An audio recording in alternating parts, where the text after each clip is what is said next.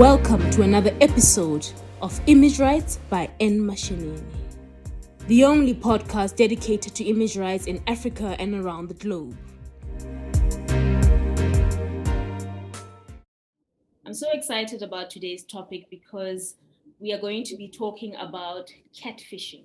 And I'm sure a lot of us know what catfishing is all about. However, I have invited someone who is really digging deep into this topic, and she is Lisa Ndyulo, who is currently a master's candidate at Rhodes University, and her LLM thesis is in the field of ICT law, and she has a keen interest on the intersection of human rights and digital communications. And her current research focuses on the catfishing phenomenon and how it affects the right to identity, also known as image rights. Welcome to the show, Lisa. Thank you. How are you doing today? I'm good, thanks. And you? I'm good. I'm doing well. I'm just a bit worried about this catfishing issue though, because I know that it has been for decades, it has been an issue. We've seen catfishing being exposed on MTV, on Neil Schulman's show. And I'm just worried a bit that we still see catfishing quite a lot today, especially in South Africa. There's a lot of stuff written about news articles on catfishing incidents in the country. So I wanted to bring you onto the show to speak to our audience about this particular phenomenon.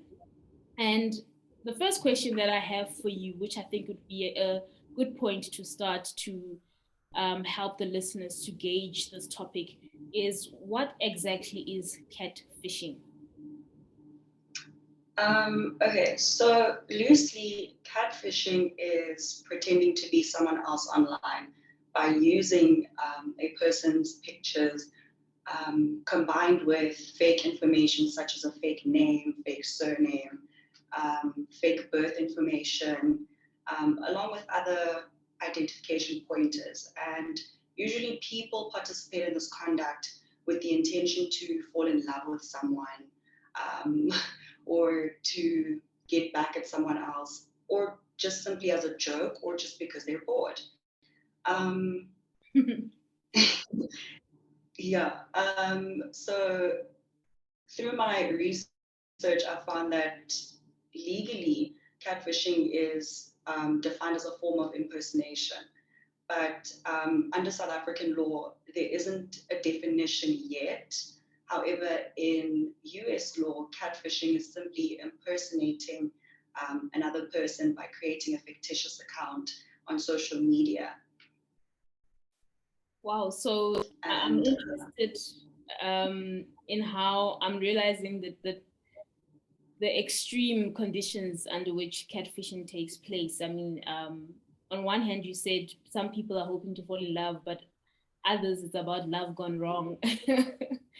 But Yeah.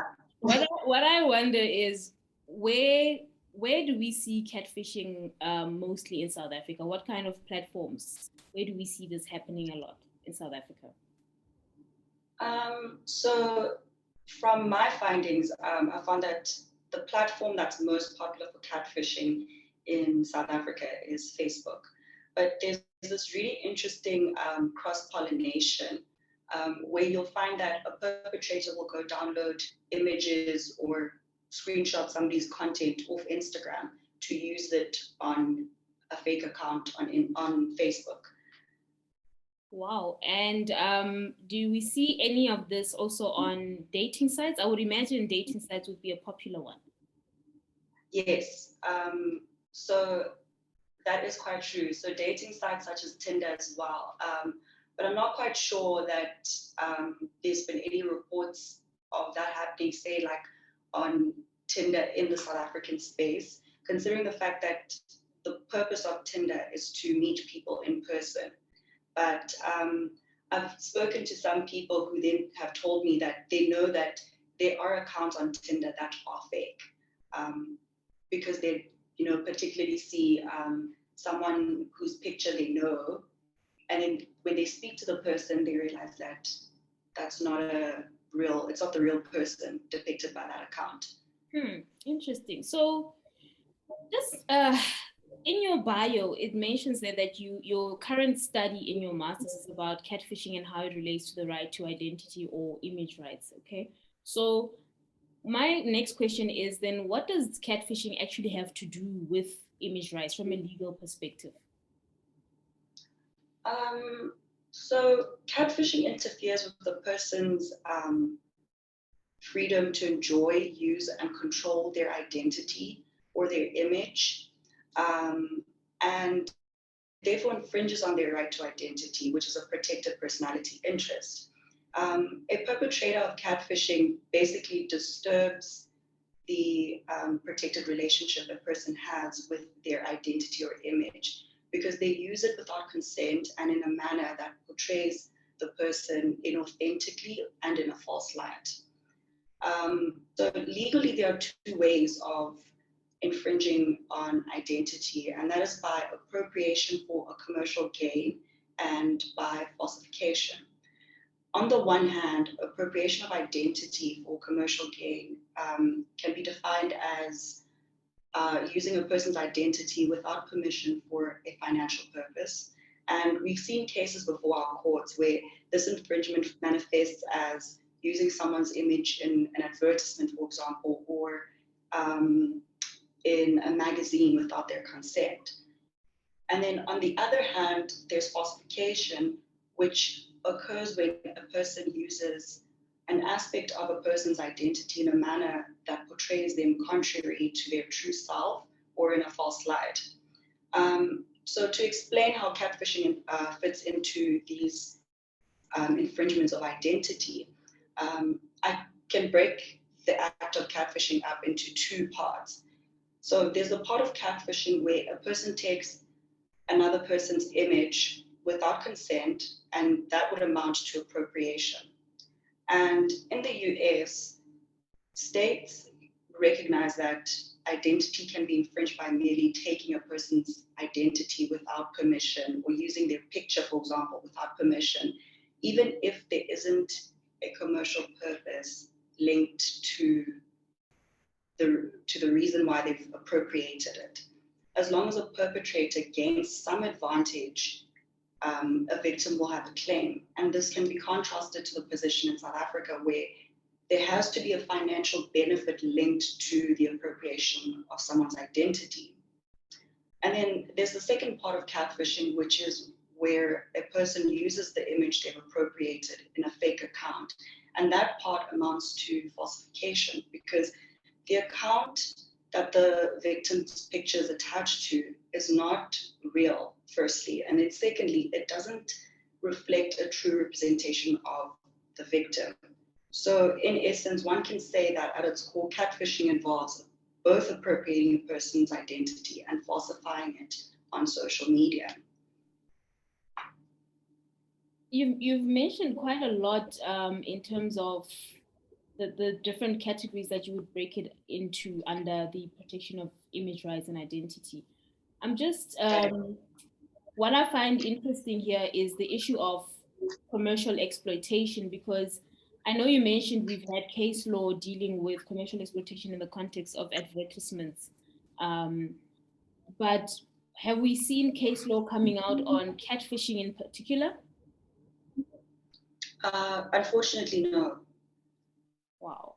Okay. So it's interesting. I say this because I know that there are a number of news articles that I've seen talking about situations where people have been victims of catfishing, particularly in Cape Town. And sometimes it's so frustrating for the victim because it it is something that usually happens between one party who is maybe in South Africa and another party who is not in South Africa because of the whole social media element that is involved in this catfishing issue. So now I'm thinking about recourse. And what I want to ask next is how do social media platforms protect victims and hold perpetrators of catfishing accountable if ever they do hold them accountable? So that's really interesting because social media platforms have terms and conditions, right, or terms of use. So this is when you sign up onto a social media platform, you are presented with a little blurb that asks you, do you agree to these terms of use or terms of service? And you will say, yes, I agree. And then you go about your jolly life and you create an account. So these terms and conditions actually explicitly prohibit impersonating other people or pretending to be someone who you're not. And I guess they expect, the platforms expect users to be aware of these rules or prohibitions, and they expect them to also comply. But as we know, people do not comply with a lot of the rules contained in the terms of service or terms of use. So to remedy this, platforms offer what I'd like to think of as a self-monitoring function, where users have an unspoken responsibility to report any accounts that display inauthentic behavior or accounts that break the rules, so to say. And they also have, AI technology that review that are automatic, firstly, and they're designed to weed out all the problematic behaviors. And then they also have manual or like review mechanisms through content moderators. But I believe that, as far as I'm aware, I believe that the automatic review technology and the content moderators are mostly there to deal with content and not really offending accounts. So what happens then is, again, we go back to the thing I was talking about, where if a user reports an account that they are aware is a fake account, an investigation will be conducted into the alleged fake account, and then the platform will seek proper verification, so such as a legal ID document to show that you are so-and-so and you look like the picture you displayed. And the result is that any account that is found to be misrepresenting their identity will probably be deactivated. It sounds like a lengthy process. I'm just having thoughts about how takedown notices and such requests to social media platforms are sometimes not even honored, especially when you do not have much claim to the particular content or account that you are claiming is probably infringing on someone's rights. Yeah. I think the other challenging problem is that when you think about the fact that social media platforms are accessible all over the world, there are jurisdictional issues that come up when it's a matter of protecting image rights in particular, because image rights are not directly regulated under international law, but what we see is that the different jurisdictions also have different approaches when they attempt to protect image rights or the right to publicity or the right of identity.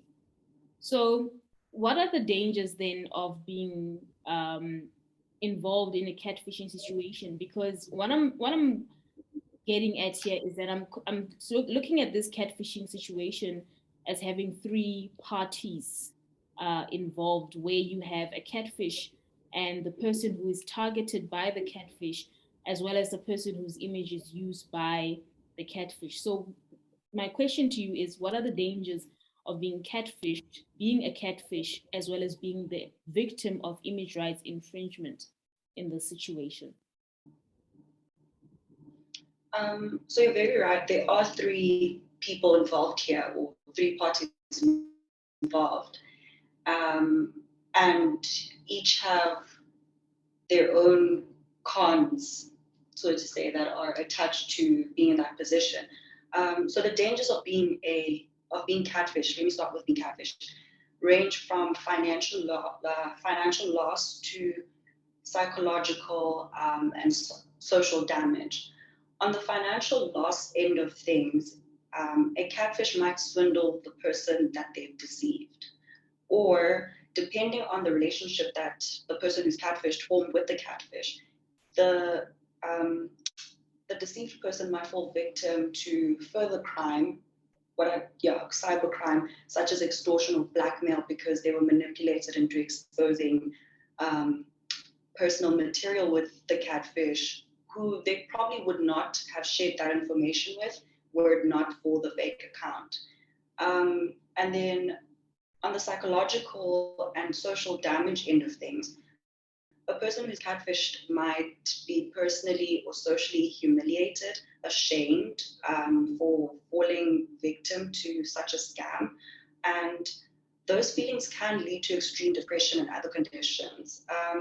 There's an example of a US case of a 13-year-old girl called Megan Meyer, who committed suicide after being catfished. And I think this case was the beginning of a series of events that drew legal attention to catfishing and cyberbullying back in 2006-07. But flowing from this, today there are still cases like this, and there are many more cases involving teenagers who commit suicide after being catfished. And a lot closer to home, sometime last year there was a case of an adult man who committed suicide because he was being blackmailed by a catfish that he had shared very personal images with. So catfishing does have very drastic implications for the person who's been catfished, but the dangers that come with being a victim of catfishing, so the person whose images are used to catfish, are that the person might face reputational damage because it is their face and image that is ultimately attached to that account and its conduct. And the person whose face is known to represent that account is the victim, or the person whose images were stolen from the account. And then the dangers of being a catfish are really legal. So a person who is caught catfishing might attract legal action for damages. So people might sue them. And if the perpetrator catfishes somebody who's in the US, for example, they might attract charges for electronic impersonation, because catfishing is actually criminalized in California and in Oklahoma, amongst other states. But in California, a verdict of guilty on this charge might be followed by a sentence of a maximum of a year in prison, or a fine of up to $1,000. And then in Oklahoma, there are punitive damages for catfishing a person of up to $500, including legal costs and any other damages a court might award.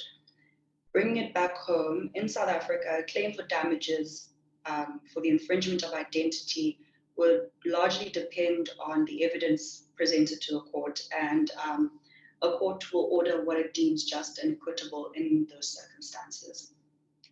Would this overlap with a violation of the right to privacy in South Africa? Yes, it would, because there's an ongoing debate as to whether falsification and misappropriation are infringements of identity or privacy. Interesting. And in the criminal law space, what are the ramifications for the catfish in the South African context? So my research hasn't gone as far as looking at catfishing in the criminal law space. But if I take a wild guess, if you were to frame catfishing as misrepresentation, in essence, as a type of fraud, I think that a person could get arrested for fraud because of catfishing. But as far as I know, and I might be extremely wrong, our law doesn't provide for catfishing in either civil law or criminal law. Yes, true. And this is why I'm actually touching on this point, because I imagine that even if we do try maybe charged for fraud, this would only be in the context where the catfish has actually swindled someone out of their money, but not so much where you're doing this in the situations relating to maybe trying to fall in love or revenge situations. Depending on how far it goes, of course, I think it would be a lot harder to lay a charge against someone for fraud in such contexts. Yeah, that's true. Yeah, yeah. It's quite interesting. The next question that I have for you, and this will be our last question in closing, is as you are developing your master's thesis on this particular topic, what would you like to see come out of South Africa in particular in terms of regulating catfishing? Because you've just mentioned that in South Africa, we don't explicitly have laws dealing with catfishing as they do in other states of the United States of America. What would you like to see come out of the South African context in this catfishing scenario? So I think there are two things mainly. And I think the first would be a development of our common law in such a way that appropriation of identity should recognize, or our law rather, should recognize appropriation of identity without it being attached to a financial benefit. Because catfishing sometimes has very little to do with the financial benefit. People don't catfish solely to swindle people. But that is one of the reasons why people would catfish. Sometimes people catfish just for the sake of it because they're bored. They have nothing better to do. Um, so, if you're caught up in something like that, you'd want to be able to approach a court and say, look, I am very offended that somebody would use my identity or my image in this way, even if they didn't do something, commit fraud. Um, I'm appalled at the fact that, and I'm injured at the fact that somebody would still would just take my image without consent and use it in this manner. Um, Without even touching on the fact that it falsifies that person's true nature, right? And then the second thing is perhaps legal reform. So what I've seen is that with the American statutes in the states that I've mentioned, so California and Oklahoma, for example, is one of the states that have, I think it's possibly the only state that has a catfishing liability act. So it's a special act designed to deal with catfishing only and this kind of behavior linked to catfishing. So I think it would be a reach to ask our legislature for such. So on the law reform side, I think what the Californians have done is to add segments that deal with catfishing or impersonation to their existing law. So we could do the same thing either in our ECT Act by adding a provision that says if you act in this way or impersonate others online, you will be liable to damages or, another act that could possibly have the same um, tone or effect would be the Cybercrimes Act. They could add something that says that impersonating other people is, against the law or is unlawful. 1, 2, 3, and you will be liable to damages. I would believe that under the Cybercrimes Act, this could be captured under the online fraud provision, because there is a provision like Yeah. that. It could possibly also fall under malicious content, but it's highly unlikely if there isn't any exposure of a person's private parts or anything like that in any of the pictures that are uploaded by the catfish. So it would basically be something that would probably fall under the sections relating to um, fraud, forgery, and so forth. There is someone who once said to me they once turned into a catfish momentarily when they were trying to find out who was cheating with their man. Oh And no. I think about such situations that I think a lot of people do not think about the ramifications, the legal ramifications of being a catfish. And usually it's tied to something that is very personal to them, um, Mm, without considering the effect that it has on everyone who it can impact. Because I think a lot of people think, oh, I just use a picture I got online to hide behind this picture, and then I can quickly do what I want to do. But they don't think about yeah, how it will affect the victim of image rights violations, the person whose picture is being used for this catfishing purpose. And I think a lot of the times we focus more on the people who are being targeted with the catfishing. So the person from whom they want to get money, or the person who they're trying to attract, or something like that. But we forget that catfishing has a very huge impact on the protection of people's image rights, the protection of people's identity. And I would actually say that it is not exactly like identity theft, but it is touching on the tip of the iceberg of those kinds of crimes dealing with identity theft, especially depending on how far it could go and for what means the catfish is using someone's image. It's quite that interesting. is true. So what I also find interesting is that in what you would like to see coming out of South African law in this topic, um, is that you do mention issues relating to holding people accountable, holding catfish accountable.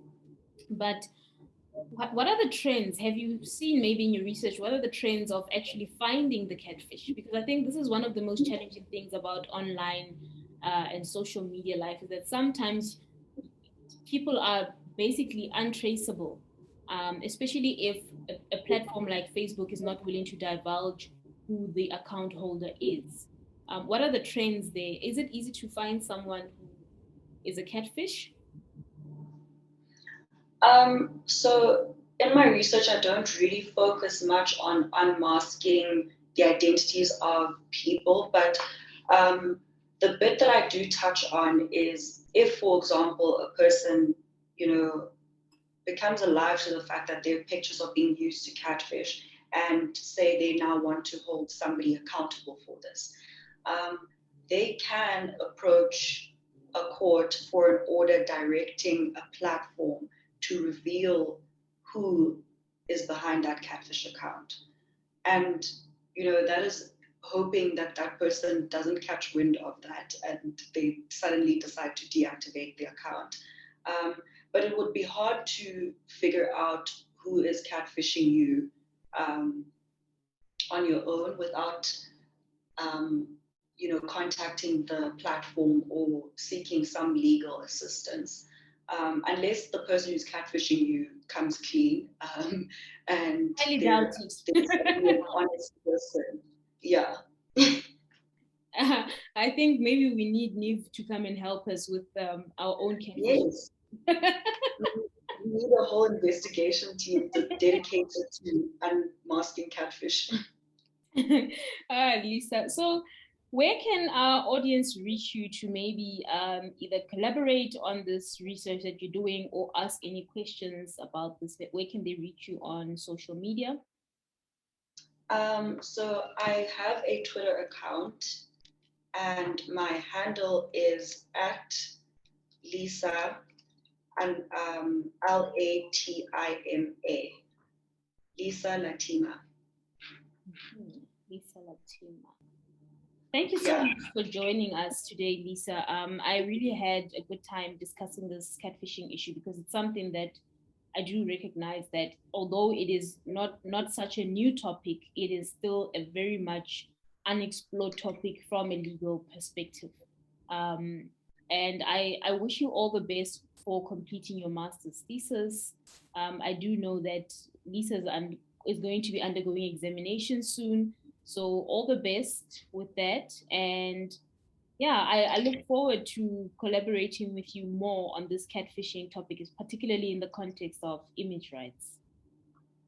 thank you so much for having me, and thank you.